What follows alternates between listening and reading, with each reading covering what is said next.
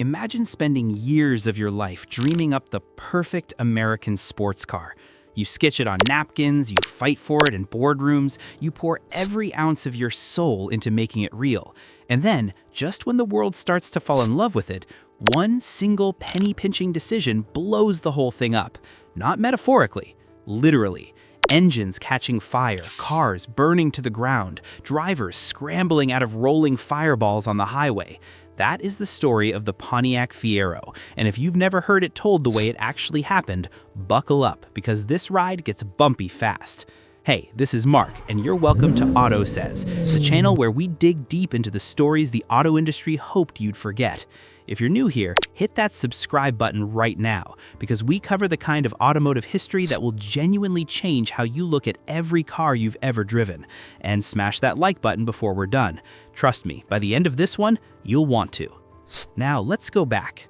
Way back to the late 1970s, when America was in a pretty rough place. The oil crisis had already punched the economy square in the jaw. Gas prices were through the roof. Inflation was eating people alive. And Detroit, the great American car capital, was in full panic mode. The muscle car era was dead. The big V8 giants that had defined American automotive identity for 2 decades were suddenly liabilities. Consumers were demanding something smaller, something efficient, something that didn't guzzle fuel like a thirsty elephant at a watering hole. And General Motors, the biggest car company on the planet at the time, knew they had to respond. But here's where it gets interesting. GM didn't just want to build a small car, they wanted to build a small car that felt special, something that would make Americans fall back in love with driving, at a time when driving had started to feel like a chore and a financial burden rolled into one. Enter the Pontiac Fiero, a mid-engined 2-seat sports car that nobody inside General Motors believed would ever actually get built. The man most responsible for pushing the Fiero into existence was an engineer named Hulki Aldikacti. And if you've never heard that name, you really should have, because this guy was a true believer in a room full of skeptics. Aldikacti had a vision. He wanted a lightweight, fuel-efficient, genuinely fun sports car with the engine mounted in the middle, right behind the driver, just like the exotic European sports cars that wealthy Americans were spending fortunes importing from Italy and Germany. The mid-engine layout wasn't just about looking cool, it was an engineering choice with real performance logic behind it. Putting the engine in the middle gave the car near-perfect weight distribution, which meant it handled corners like it was on rails. Aldikacti wanted to bring that kind of driving experience to everyday Americans at an affordable price point. He wanted the Pontiac Fiero to be the people's sports car. And for a moment, just a brief, beautiful moment, it looked like he might actually pull it off. When the Fiero launched in 1984, the American public lost their minds over it, in the best possible way. Over 136,000 units sold in the very first year. Think about that number. For a brand new, completely different kind of car from an American manufacturer, that was nothing short of extraordinary.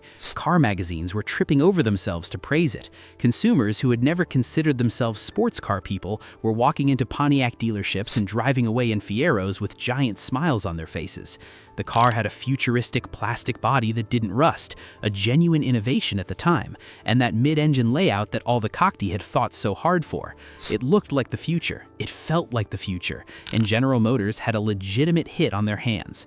But this is the moment where the story starts to turn dark, because success, as it turns out, can be just as dangerous as failure when the people in charge of the money start making decisions the engineers hate.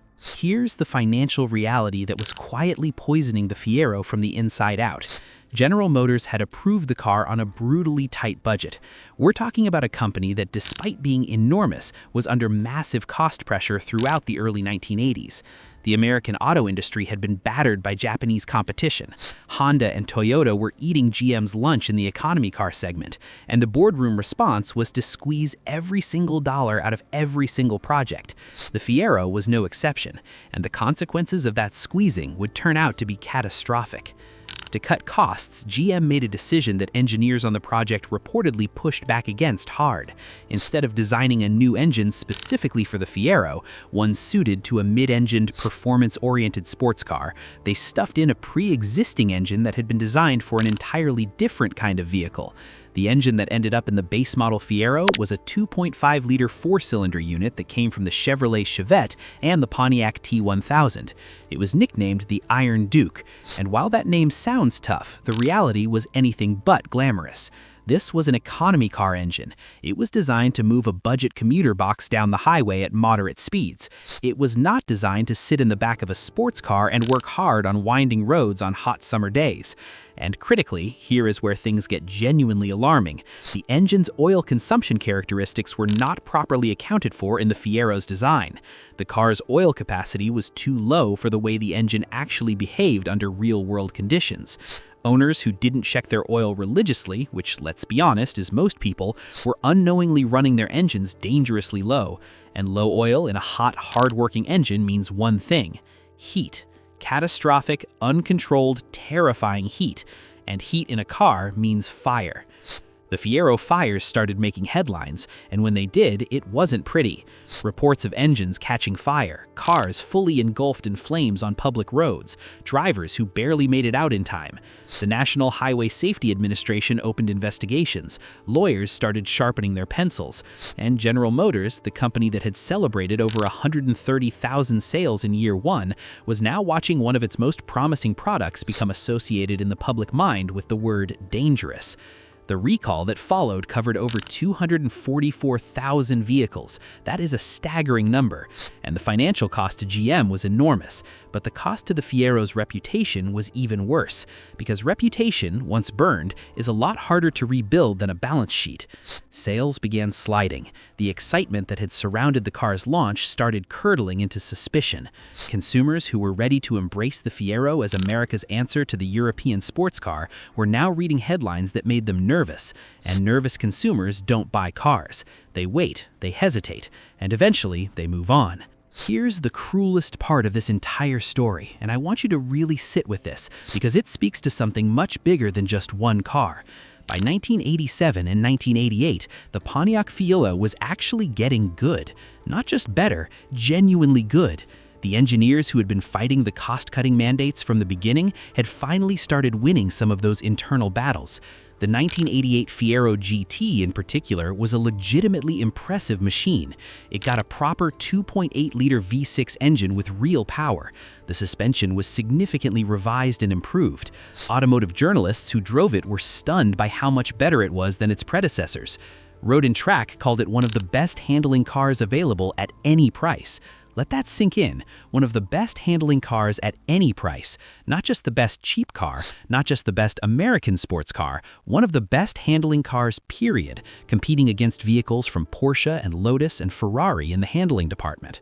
The Fiero had finally become what Hulki Aldikacti had always dreamed it could be. And that's exactly when General Motors killed it. In 1988, GM announced that the Fiero would be discontinued after the model year. The official reasoning was declining sales and the need to reallocate resources. And look, from a pure spreadsheet perspective, you can understand the logic. Sales had never recovered to those initial dizzying heights of 1984. The fire scandal had done real, lasting damage to consumer confidence. The car was a niche product in a company that specialized in volume. But the timing was brutal in a way that feels almost tragic in hindsight. Because the version of the Fiero that was finally ready to compete on the world stage, the version that could have gone toe-to-toe with the best sports cars from Europe, was killed right at the moment of its potential redemption. Rumor and documented internal evidence both suggest that a fourth-generation Fiero was in active development at the time of the cancellation. Designs were drawn, proposals were submitted. Some sources indicate the planned successor would have featured a more powerful engine and a dramatically evolved chassis. All of it went into a drawer. The Fiero's future died on a conference room table somewhere in Detroit, and the American sports car landscape was permanently poorer for it. The financial post-mortem on the Fiero disaster reveals a lesson that business schools should be teaching to this day. The cheapest decision in the short term can be the most expensive decision in the long term. The money GM saved by dropping an economy car engine into the Fiero instead of developing a purpose-built unit was almost certainly dwarfed by the cost of the recall, the legal exposure, the reputation damage, and ultimately the brand erosion that came with having one of your flagship products associated with roadside fires. This is the kind of accounting that doesn't show up cleanly on a quarterly earnings report, but absolutely destroys long-term value. The Fiero story is a masterclass in what happens when the finance department overrules the engineering department at exactly the wrong moment, with exactly the wrong compromise, at exactly the wrong scale. And here is what makes this story echo so loudly even today. Every time you hear about a major automotive recall, every time a company gets caught making a cost-saving decision that compromises safety or quality, you are watching the Fiero disaster play out again in a different costume. The names change, the cars change, the decades change, but the fundamental tension between building something great and building something cheap never goes away. And the companies that forget which side of that tension they should be on always end up paying for it in ways that no accountant could have predicted and no PR firm can fully repair. The Pontiac Fiero deserved better. Hulki Aldikacti deserved better. And the American car-buying public, who showed up in enormous numbers in 1984 to tell General Motors they were ready for something bold and exciting and different, they deserved better too. The Fiero was proof that American engineers could dream as big as anyone in the world. It was also proof that a single bad decision made in a boardroom by people focused on the wrong numbers can take that dream and reduce it to ash. Literally. If you made it this far, you already know this channel is worth your time. Hit that subscribe button, leave a comment below telling us which discontinued American car you think deserved a second chance, and stay right here on AUTOSAYS, because next time we're digging into another story the industry wishes had stayed buried. Don't miss it.